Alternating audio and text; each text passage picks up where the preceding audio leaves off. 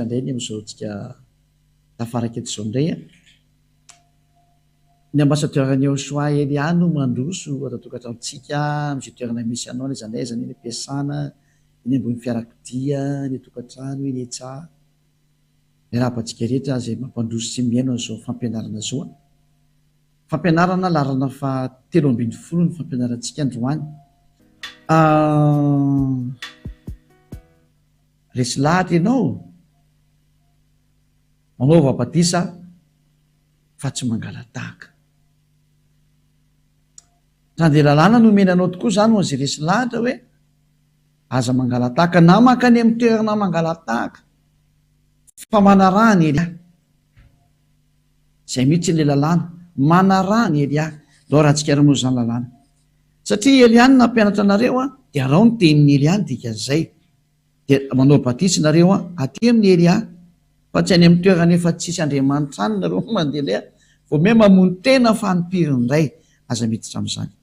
Matthieu 28:19. Miavaka antsika ny teny ato zay ary ny 20. Matthieu 28 dia ny 19 sy ny 20. Koa mandeha any ianareo mampianara ny firenena rehetra, manaova batemy azy amin'ny anaran'ny Ray sy ny Zanaka ary ny fanahy masina. Zany ny lalàna zany zay tenin'ny Yahosoa io. Ampianaro izy ny firenena rehetra. Zao taon'ny Elia zao mampianatra ny firenena rehetra. Manao batemy azy amin'ny anaran'ny Ray sy ny Zanaka ary ny fanahy masina. Efa io mihitsy lalàna napetraka Yahosoa zay tsy azo ovaina. Ka rehefa io lalàna ny mety dia tsy azo ovaina na manao batemy zany. Manaova batisa azy amin'ny anaran'ny Ray sy ny Zanaka ary ny fanahy masina. Ary rehefa vita ilay batisa dia ampianaro izy hitandrina ny zavatra rehetra izay nandidiko anareo.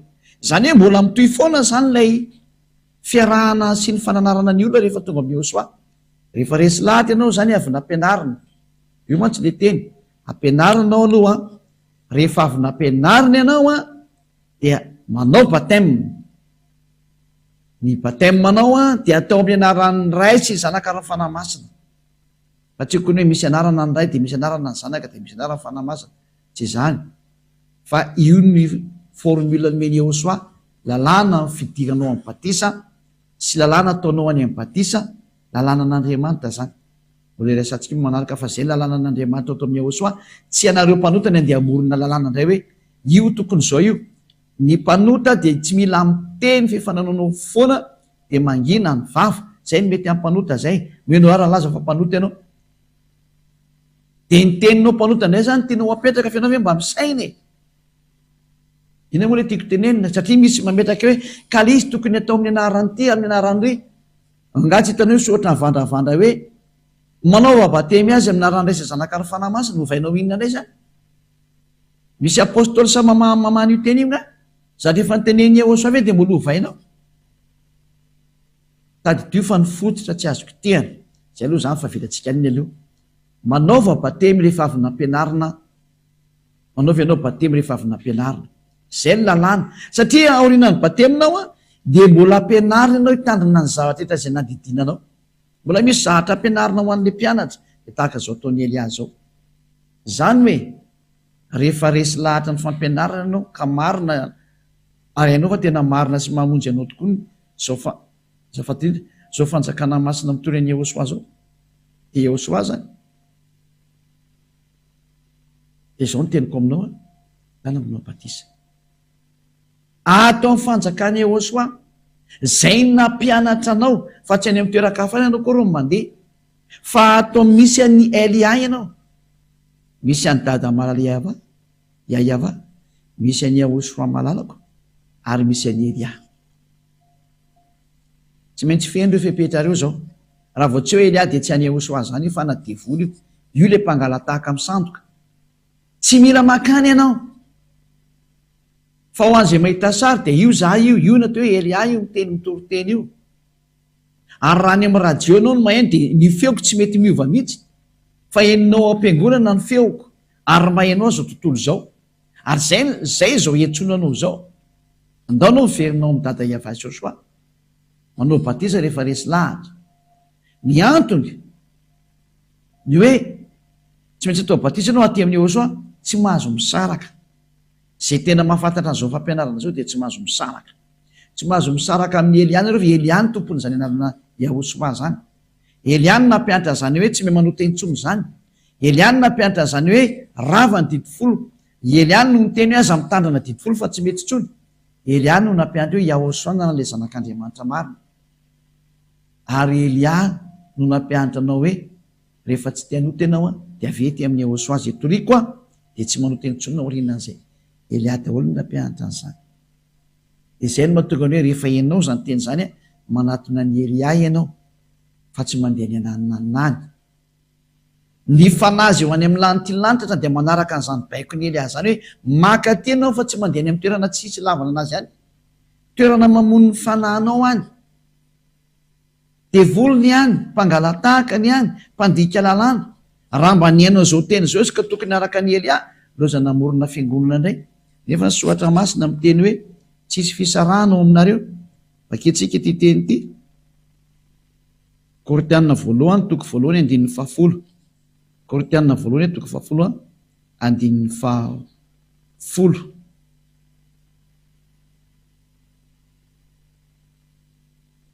Mianta aminareo amin'ny anaran'ny Yahosoa tomponsika aho, ry kristianina havana. Zay zany dia fiteny zay. Mba iray teny daholo ianareo ka tsisy fisarahana eo aminareo, fa ho tafakambana tsara mampiraisan-tsaina sevitra avokoa ianareo.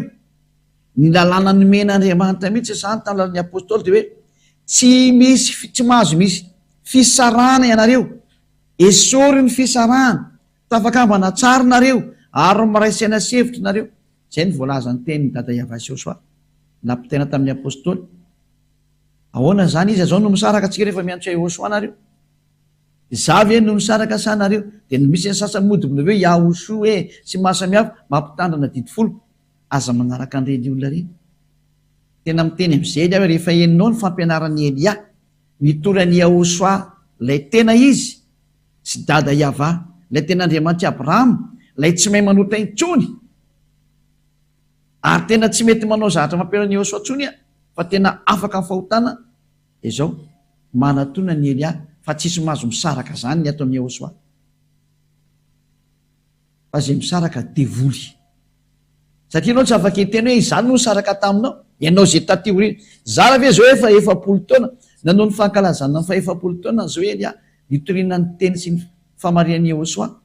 Ianao vomatsy herinandro na herintaona na 2 taona aveo dia ilazanao fa ianao mahafantatra ty fampianarana ity dia zandray ny taorinanao. Aza manao an'izany resaka mampime zany, zay anao vao tena mampime anao ny tena izy. Fa rehefa resy lahatra ny fampianarana ianao dia manatona ny Elia atao batisa. Fa ny lalàna dia hoe tsisy mahazo misaraka, fa vao misaraka ianao zany ka manokatsokatra fiangonana any dia efa devolony tafaraka aminao. Tsy misy Yahosoa miaraka aminao zany fa devolony ao, lasa mpanota daholo na rehetrarehetra. Fa ato amin'ny Elia ihany zay ny rahan'ny Yahosoa, ao ihany ianao tena garantie 100%, tsy mahay manao ratsy intsony ary marina mihitsy izany. Vakitsika indray ny lalàna hoe rehefa henonao ny fampianarana dia mitsangana dia aoka ianao tao batisa. Zay. Zao misy an'iny asan'ny apôstôly asan'ny apôstôly 22 sesaka manisay. Asan'ny apôstôly 22:16. Ary ankehitriny inona ary no andrasana? Mitsangana, raiso ny batemy, dalasanao no batemy dika zay, ary mialamo fahotana amin'ny fiantsony anaran'ny Yahosoa. Andaonao tao batemy dika zay, mialanao amin'ny fahotana. Ahoana ny afahana fahotana? Amin'ny fiantsonany anaran'ny Yahosoa any amin'ny batemy daholo anaovana an'izany. Ka ao anao zany rehefa resy lahatra dia izay ny lalàna, ndana tao batemy, mitsangana, ary aoka tao batisa ianao, ary miantsony anarany mba azo famelana ny fahotanao. Mazava-be mihitsy io. Ary miala ny fahotanao ny fiantsonao ny anarany rehefa manao batemy ianao. Zay zany ny lalàna rany be sy ny maro rehefa teo afaka amin'ny fahotana. rehefa te ho avitra ianao de atao batemy ianao ary lalàna io, ary ny batemy araka ny teninao de efa nambarako taminao mihitsiny hoe rehefa resy lahatra de atao batemy, ary rehefa atao batemy ianao a de aza mihaino ny tenin'ny mpanota le nampianatra hoe tsy maintsy atao amin'ny anaran'ny Jesosy ony. Zay mampanota azoko le Jesosy mihitsy nge mpanota e, le Jesosy mihitsy nge mpanota e. Andriamanitra tsy afaka ny fahotana io nampanota anao, jereo nampanao krismasy anao, nampanao ny adalana mety rehetra aminao, rehetrarehetra aminao, zany teny zavy no arahanao ny teny izy e, mbola tsy ho tonga saina ihany ve? Ny Andriamanitra roa be zao mazava be tsara ny fampianarana, enazy tereny hoe trinité hony e, monotéisme e, ny ray any egalina ny zanaka, zany efa fotana matsiravina mihitsy zany e. Andriamanitra mampanota sady tena manambana an'io Andriamanitra marina io ve? Zany ve mbola ho arahanao ny teny ka zay fampianarana no nde ho arahanao? Aza mety sam'izany, tena manao revitra mihitsy le aza mety sam'izany kamany ny tenin'ny Elia rahany. Inona ny tenin'ny Elia? Ny tany sy ny lanitra ho levina izy Joshua fa ny teniko tsy mbola levina mandrakizay. Zay misy an'iny teny Matthieu aloha vakitsika ato aloha de misy antsika malaky le mahita anazy. Matthieu firy moa zany? Matthieu 24:35 ho anao any zany. Matthieu 24:35.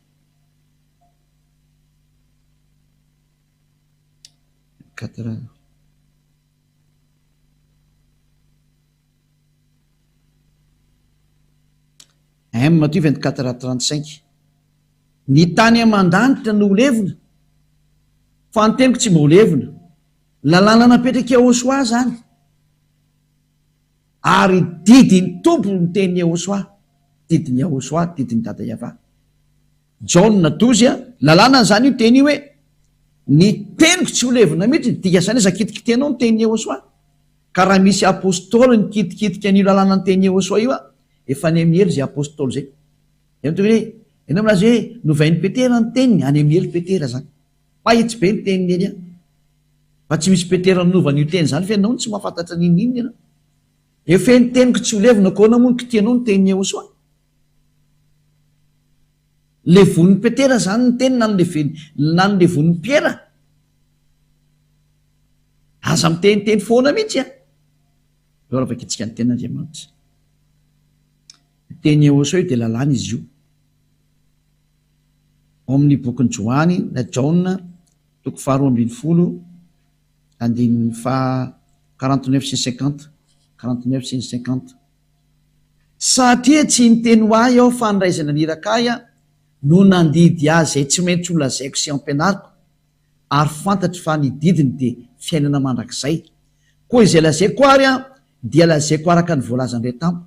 Mahitsy be ny teny Joshua hoe didiny ray mihitsy ny teny zay nomeko anareo, ka raha ny teny izy hoe ny tany sy ny lanitra ho levina fa ny teniko tsy ho levina mihitsy, didiny ray zany ny teniny.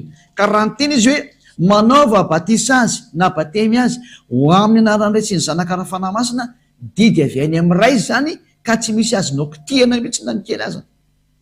Ka hoe naovanao amendement non interdit,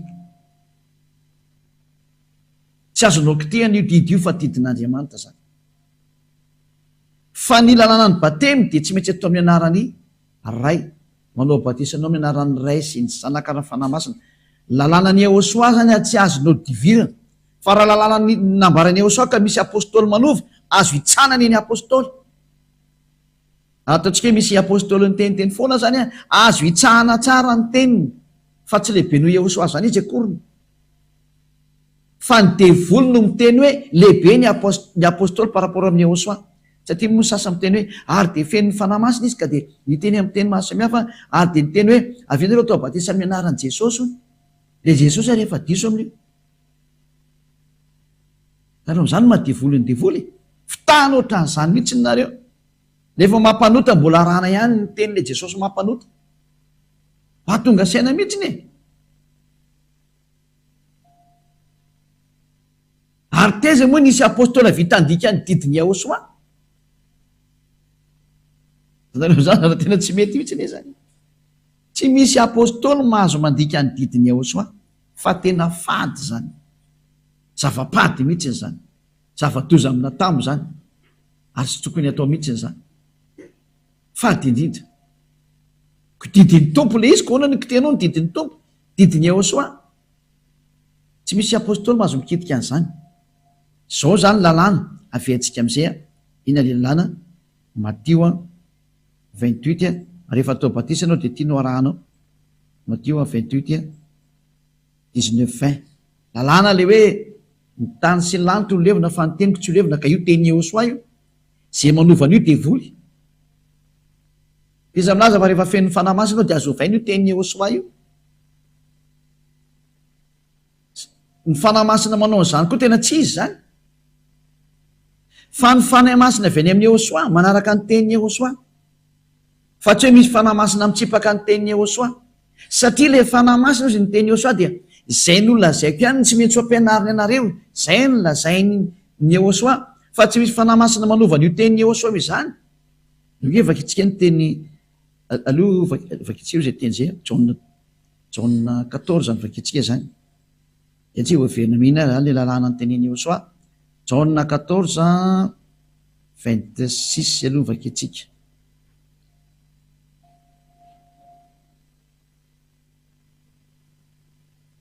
Jauna 14 26 fa ny mpanafaka alahelo dia ny fanahy masina izay ranoray amin'ny anarako no ampianatra anareo ny zavatra rehetra zay nolazaiko taminareo. Hitanareo io fanahy masina io zany a dia mampianatra sy mampatsiaro ny zavatra nolazainy Yehosoa, fa tsy koa hoe mampianatra zavatra mifanohitra amin'ny teny Yehosoa. Ka raha misy zany fanahy masina tsy mitovy teny amin'ny Yehosoa, tsy fanahy masina zany fa fanampamitaka, fanavy any amin'ny demonia zany. Fa ny teny Yehosoa hoe tsy azo idivirana io, lalàna io, tsy misy apôstôly mahazo mamoaka lalàna zany. Rehefa ny teny Yehosoa dia tsy maintsy ny teny Yehosoa na raha, fa raha nisy nova ny teny Yehosoa dia voly zany, na iza na Petera na Paoly na iza dia voly zany rehefa nitsipaka ny teny Yehosoa. Fa ny teny Yehosoa zany tsy azo tsipahana, tsy azo tsipahana, ary zany ny tena arofanina mety indrindra. Nga Yehosoa mety hiady aminao raha ny teny ny tazominao. Na izy ahoana moa ny fomba hiadivany Yehosoa aminao raha ny teny ny tazominao. Fa raha ny teny ny apôstôly ny tazominao, nefa ny Yehosoa ny teny zavatra hafa mifanohitra amin'iny, fa taony Yehosoa hafa ianao, fa ny apôstôly raha mitsipy any amin'ny hery.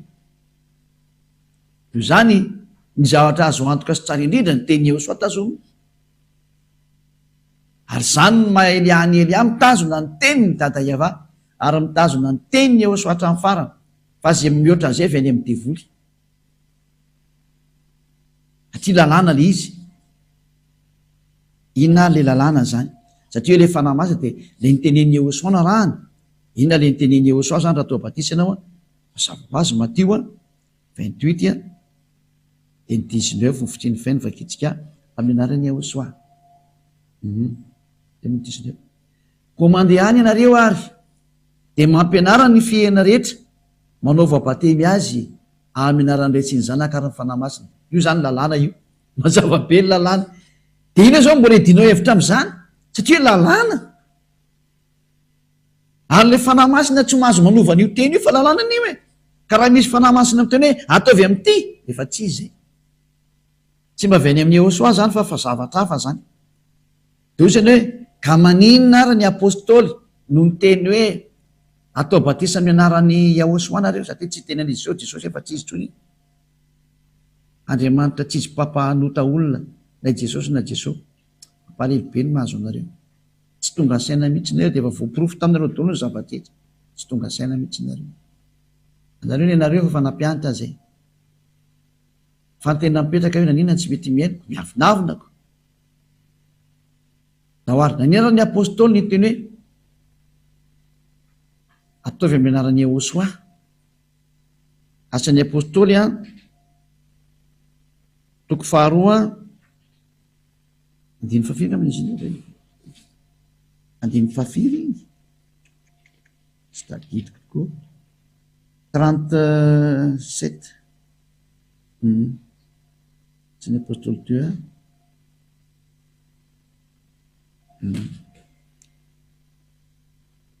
ao antsika nijerena azy 37 37, 38. Asan'ny apôstôly de 37 sy ny 38.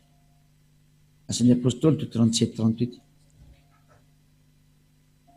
Voatsindrony izany teny izany ara ny fon'ny olona, ka izy tamin'ny Pierre sy ireo apôstôly namany.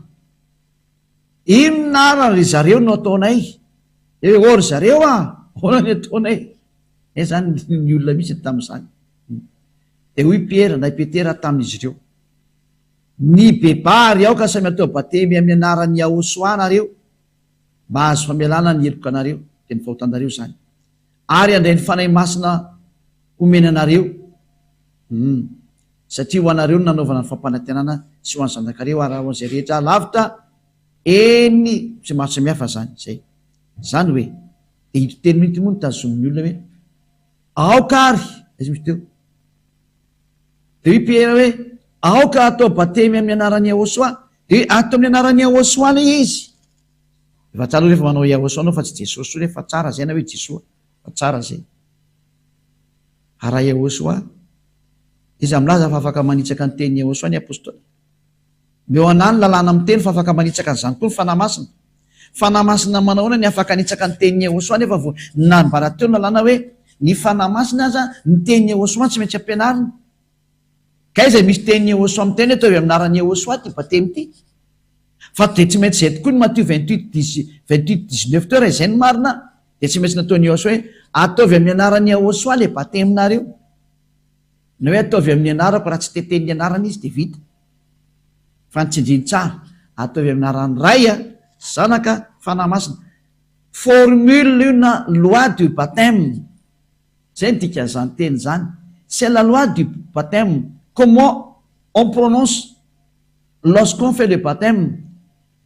Que prononce-t-on hozy ny vazaha? Inona no tenenina rehefa atao ny baptême?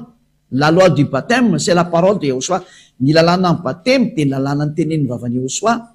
Ataovy baptême izy na batisa izy amin'ny anaran'ny Ray sy ny Zanaka raha fanahy masina. Lalàna tsy azonao kasihana zany. Tidy ny dada Iava, tidy ny Ahosoa. Tsy mahazo kitihan'ny apôstôly.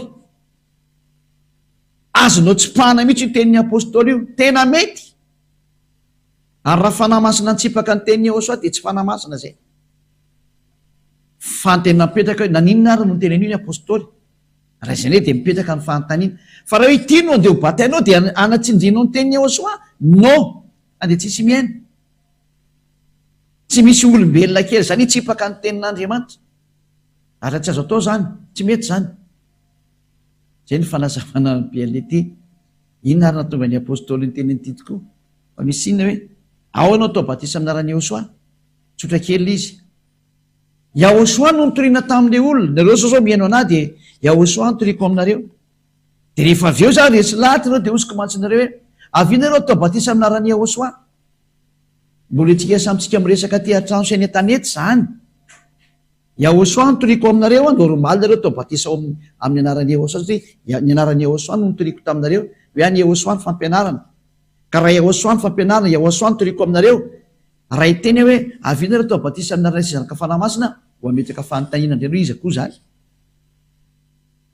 Fa tsy maintsy izay nitoriako sy nampianarako anareo ny atsoko anareo hoe avianareo atao batisa amin'ny anaran'ny Ahosoa izay nitoriana taminareo normal be zany mba hamelana azo famelana ny heloko anareo dia nareo andray ny fanahy masina. Lôjika be zany teny zany. Fa rehefa tonga amin'izay tsika ny anaty rano dia mametraka lalàna ny Ahosoa hoe ity lalàna ny mahafaka ny fahotana. Ary profon'izany afaka ny fahotana dao izay naraka an'izany lalàna zany.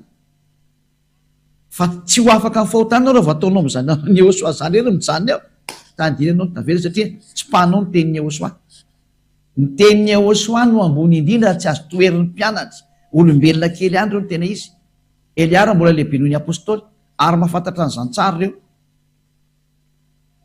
Ozany ao ny ahafantarany ianao fantatry reo akozatra fanandreo ihany aminay koa moa tsy ahafantarany anahy. Zay fotsiny izy fa tsy aitsika lava be koa nefa zany resaka izany. Fa nampianatra anareo zany hoe zay ny lalàna zay. Mankatoavana io teny io. Nazavaiko ilay izy hoe raha mampianatra zao dia mitory dia mametraka fanonteny hoe inona ny lalàna ataonay? Dia mazava be ilay fanonteny hoe satria hoe inona ry zareo no ataonay mantsy ny apôstôly? Yahosoa no nitoriana teo de ozy ny apôstôly hoe avina reo atao batisa amin'ny anaran'ny Yahosoa, Yahosoa ny anaran'ny Yahosoa no nitoriana teo. Lojika be zany. Fa rehefa tonga amin'izay ianao ry anaty rano de tsy maintsy arahana ny formulan'ny Yahosoa, lalàna napetrany atao batisa amin'ny anaran'ny Ray sy ny Zanaka raha fanahy masina. Conclusion, zany de afaka amin'ny fahotana le olona zay. Ka ny tanjona mahafaka amin'ny fahotana manaraka lalàn'ny Yahosoa anao zay, tsy misy Yahosoa no hitran'izany fa teniny zany, ary mahafaly anazy ny fankatoavanao zany. Rehefa nazaveko anao ny tenin'ny apôstôly, tsy misy batisa atao hoe avena atao batisa anaty rano, de hoe manao batisa anao amin'ny anaran'ny Yahosoa fa de tsy valable, zany de zéro mivaly nandika lalàna. Tenin'ny apôstôly no narana fa tsy mba ny tenin'ny Yahosoa. Fa raha naranao ny tenin'ny Yahosoa tsisy problème, zany de mety be aoko mpakatoa teninareo. Ka le ankatoavina ny tenin'ny Yahosoa. Ko ny tenin'ny Yahosoa rehefa mahitsy be io kinona mbola andikanao anio. Fa le devoly mahita an'izao sary hoe ka io ane zao tena tena mba asivy fisaina ane. Eritreritranao zany fa tsy ny famarihana. Eto de ny lalànan'ny Yahosoa narahana, ty lalàna de arahana, de rehefa narahana de afaka mifahotana, de vita ny tantara. Satria petraka amin'ny fanontaniana, manao batisa azy amin'ny anaran'ny Ray. Ny anaran'ny Ray fantatsika Yahva. Amin'ny anaran'ny Zanaka Yahosoa, ary meo anazy anaran'ny fanahy masina fa be dehibe reo, ary samy manana anarana be dehibe ny fanahy masina tsirairay avy. Fa zany fanahy masina zany ke tahaka ny olona zany e, fa tsy tamaso fotsiny ny izy e. Ary manana anarana nom propre be dehibe ny fanahy masina. Ary eny amin'ny mafantatra andreo fanahy masina reo, satria avy aty amiko reo makany amin'ny olona atao batisa. Manana nom propre be dehibe reo, ary za mafantatra anarana fanahy masina be dehibe mihitsy. Zahatra miaraka amiko sy namako ve tsy ho haiko? Izy amire zany no tononona.